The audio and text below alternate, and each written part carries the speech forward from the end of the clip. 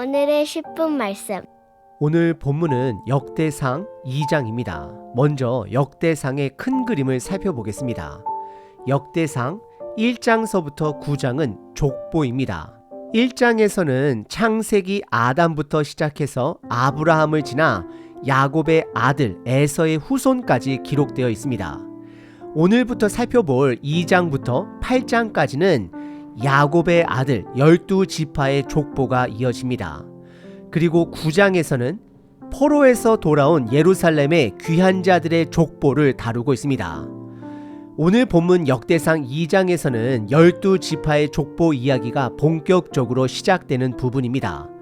이 족보 기록에서 절대 놓치지 말아야 할 것이 있습니다. 바로 사람들 이름 뒤에 있는 흐름, 길을 봐야 한다라는 점입니다. 그 흐름을 볼 수 있어야 족보가 우리에게 주는 메시지를 알 수 있습니다.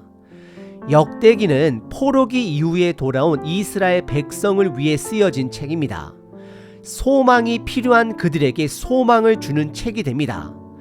그들에게는 초라한 수룹바벨 성전만 남아 있었습니다. 그리고 다윗 가문의 왕도 사라진 상태였습니다. 그들은 소망이 없는 사람들이었습니다. 하지만 하나님은 이 역대기를 통해 소망을 주십니다. 그래서 1장의 족보의 시작을 아담으로부터 시작하게 하십니다. 태초의 시작이 누구부터 왔는지를 상기시키는 것입니다. 그리고 하나님의 언약의 신실하심을 보여줍니다.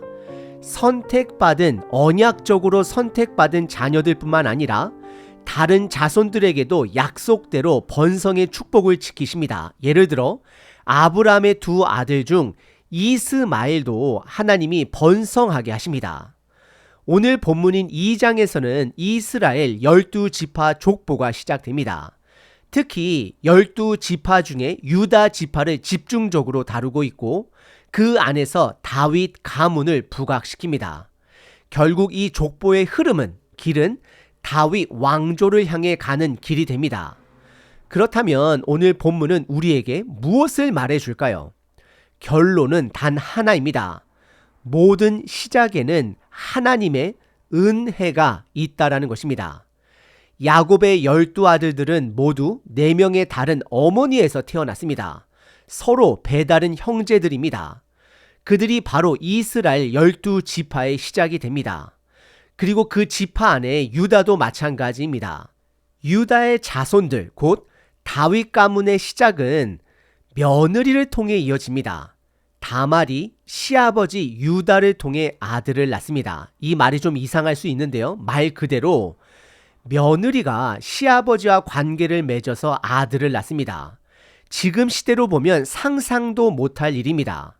고대 문화에서는 남편이 죽으면 가까운 형제가 그 형의 아내나 동생의 아내를 책임지는 풍습이 있었습니다. 하지만 폐륜은 여전히 폐륜입니다. 이런 폐륜의 시작에서 다윗이 태어났고 그 다윗 가문에서 예수님이 태어나십니다. 그러므로 모든 시작에는 죄악 가운데서도 하나님의 전적인 은혜로 시작되고 있다는 것입니다. 오늘 본문을 통해 우리가 깨달아야 할 것은 우리가 누리는 복음은 결코 인간의 의로움이나 노력으로 얻어진 것이 아니라는 점입니다. 오직 하나님의 은혜로 말미암은 것입니다. 하나님의 은혜를 깨닫는 자는 하나님이 주시는 사명 또한 붙드는 자들입니다. 이 사실을 마음에 새기는 시간 되시길 바랍니다.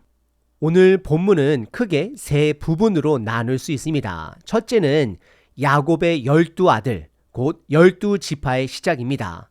둘째는 유다 지파에 집중해서 이야기합니다. 셋째는 그 유다 지파 안에서 헤스론의 후손 이야기가 나옵니다. 먼저 야곱의 12아들들입니다. 1절과 2절에 나옵니다. 시작은 야곱이라는 이름 대신 새 이름 이스라엘로 나옵니다. 이스라엘의 아들들은 이러하니라고 시작하고 출생 순서대로 기록합니다. 야곱은 처음에 레아와 라헬 두 아내가 있었습니다. 우리가 잘 알다시피 야곱은 원래 라헬을 사랑했지만 삼촌 라반의 속임수로 레아와 먼저 결혼하게 됩니다. 그리고 나중에 라헬과도 결혼합니다. 먼저 레아는 6 아들들을 낳습니다. 루벤, 시므온, 레위, 유다, 이사갈, 스불론입니다. 그리고 라헬은 2 아들들을 낳습니다. 우리가 잘 아는 요셉과 베냐민입니다. 하지만 2 아내 모두 불임 문제가 있었기 때문에 야곱은 라헬의 시녀 빌하를 통해 단과 납달리를 낳고 레아의 시녀 실바를 통해 갓과 아셀을 낳아 총 12 아들들을 두게 됩니다. 역대기 저자는 12지파의 시작이 이렇게 4명의 다른 어머니로부터 나오는 비극적인 이야기라는 것을 숨기지 않습니다.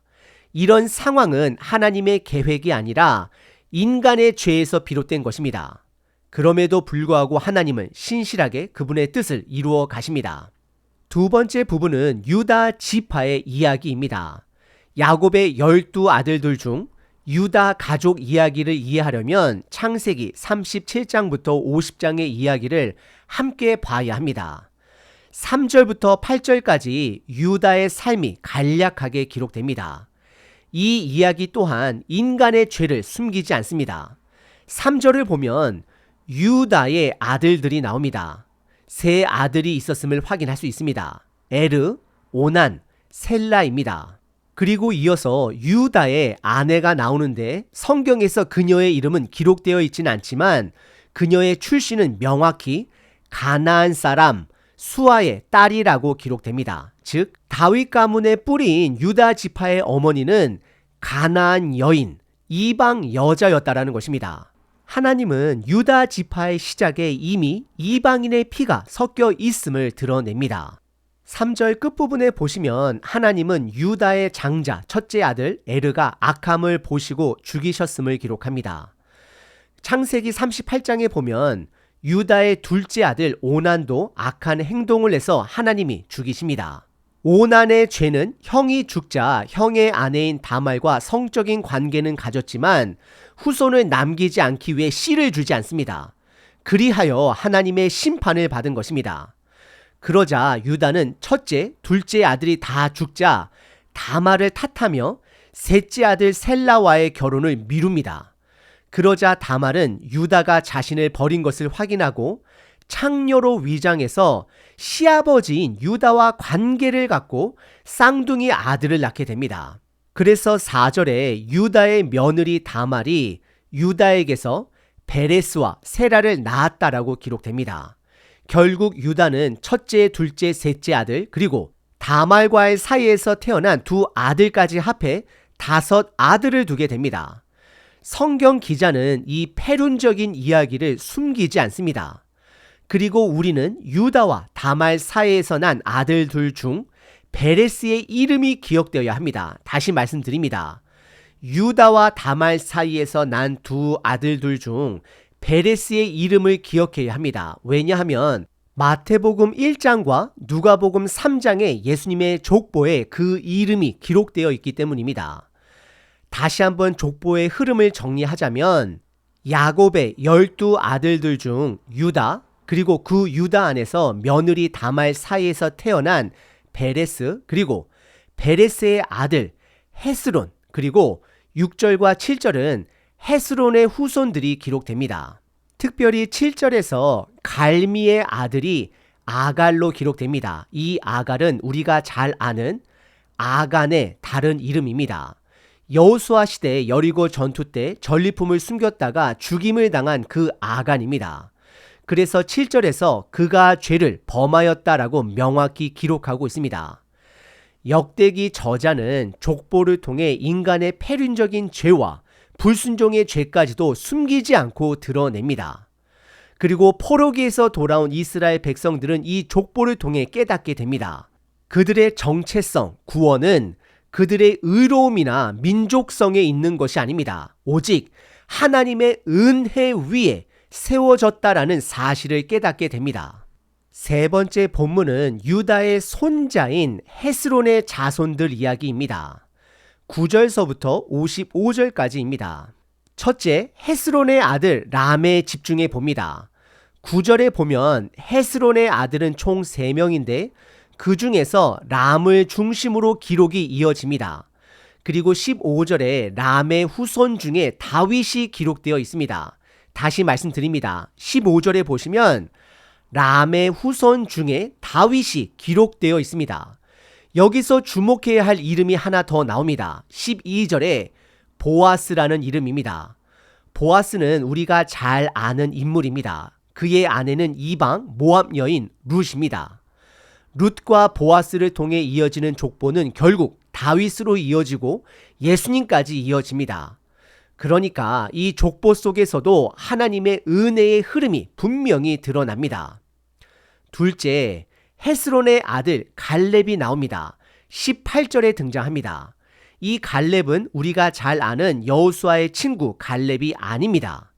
참고로 이 갈렙의 가문은 유다 지파이긴 하지만 다윗의 가문은 아닙니다. 다윗의 가문은 헤스론의 아들 람의 가문이 다윗의 가문입니다.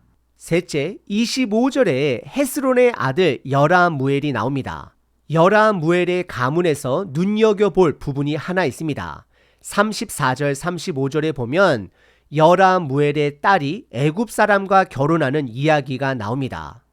이방인과의 혼인 이야기를 굳이 기록한 것은 이 족보 속에서도 인간의 연약함을 드러내기 위함입니다. 마지막으로 43절서부터 55절까지는 갈렙의 자손들 이야기입니다. 여기서 흥미로운 점은 땅 이름과 사람의 이름이 같이 기록된다는 것입니다. 예를 들어 51절, 54절에서 나오는 베들레헴입니다. 베들레헴은 잘 알다시피 다윗의 고향이자 예수님이 태어난 곳입니다. 하지만 여기서 말하는 베들레헴은 사람의 이름입니다. 이 부분에서 역대기 기자의 의도가 분명히 보입니다. 헤스론의 자손 중 다윗이 나온다라는 사실을 강조하기 위해 베들레헴이라는 지명의 이름을 가진 자를 기록한 것입니다. 결국 이 족보의 흐름 속에서도 하나님은 은혜의 길을 만들어 가십니다. 죄 많고 연약한 인간의 역사 속에서도 하나님의 구속사는, 구원은 멈추지 않습니다. 모든 시작은 하나님의 은혜입니다. 오늘 본문은 12지파의 이야기로 시작해서 그 중에서도 유다 지파에 집중하고 있습니다. 12지파, 그 지파 안에 유다 지파입니다. 특별히 유다 지파 안에서도 다윗의 혈통 그리고 그 흐름이 어떻게 이어지는지를 보여줍니다. 결국 역대기 1장에서 아담부터 시작된 족보는 아브라함을 지나 야곱 그리고 야곱의 12아들 중 유다로 이어집니다. 그리고 유다의 자손 중에서도 베레스 가문 그리고 그 아들 헤스론 가문에 집중합니다. 그런데 이 족보 속에는 인간의 죄가 숨겨져 있지 않습니다. 하나님은 유다의 족보에 이방인의 피가 섞여 있다는 사실 또한 감추지 않으십니다. 유다의 아내는 가나안 사람이었고 이방 여인의 후손에서 다윗의 가문이 나오며 결국 이 족보는 예수 그리스도의 족보와 연결됩니다.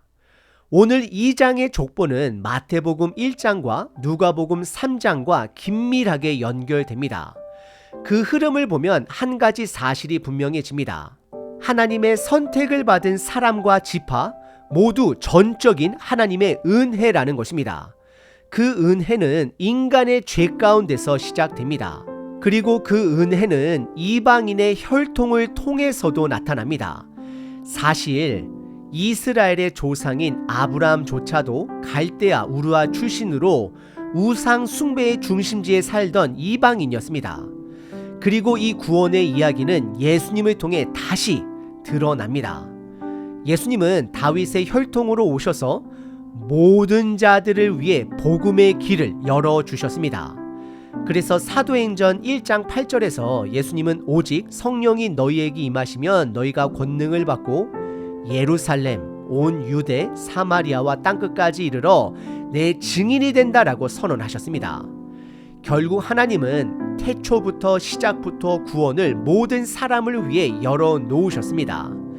태초의 시작도 하나님의 창조로 시작되었고 이스라엘의 선택도 하나님의 선택적 은혜로 시작되었습니다. 그리고 저와 여러분들 또한 예수님의 은혜로 우리들의 복음의 삶이 시작되었습니다. 모든 시작은 인간의 노력이나 공로가 아닙니다. 모든 시작은 하나님의 은혜입니다. 오늘 하루 그 은혜 앞에 반응하는 복된 하루 되시길 기도합니다. 항상 기뻐하라. 쉬지 말고 기도하라. 범사에 감사하라.